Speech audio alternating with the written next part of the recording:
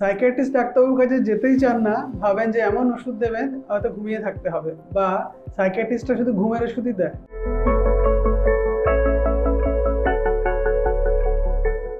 Hello everyone, আমি doctor S K A. Zaman, consultant psychiatrist, Calcutta national medical college. অনেকে psychiatrist ডাক্তারবাবুর কাছে যেতেই চান না, ভাবেন যে এমন ওষুধ দেবেন হয়তো ঘুমিয়ে থাকতে হবে, বা সাইকিয়াট্রিস্টরা শুধু ঘুমের ওষুধই দেয়। এটা নিতান্তই ভুল ধারণা। আজকে যেটা বলবো যে এই ওষুধগুলো খাওয়ার সমস্যার জন্য বা ওষুধ নেওয়ার সমস্যার জন্য এই ধরনের বেশি ঘুম ঘুম ভাব আপনাদের আসতে পারে। অনেক সময় হয় ডাক্তারবাবু লিখে দিলেন ওষুধটা আপনি রাত্রিবেলা খাবেন। এই রাত্রিবেলা খাওয়ার ওষুধটা দেখা যাচ্ছে যে আপনি রাতে 12টার সময় ঘুমাতে যান, কি রাত্রি 1টার সময় ঘুমাতে যান। তখন রাত্রি 1টার সময় যখন ওষুধটা খাচ্ছেন তখন দেখা যায় যে আপনার একটা ডে টাইম স্লিপিনেস থাকে।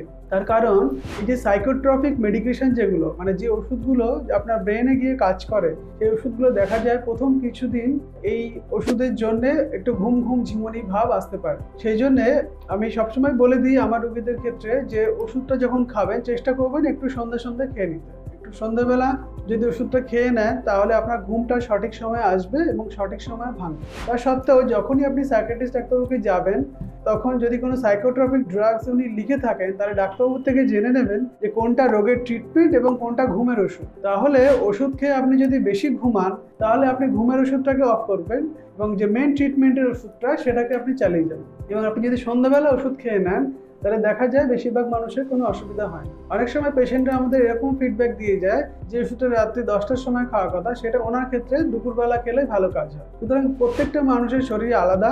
আপনাকে প্রথমবার ওষুধ খেয়ে হয়তো সঠিকভাবে ওষুধটা সেট নাও হতে পারে।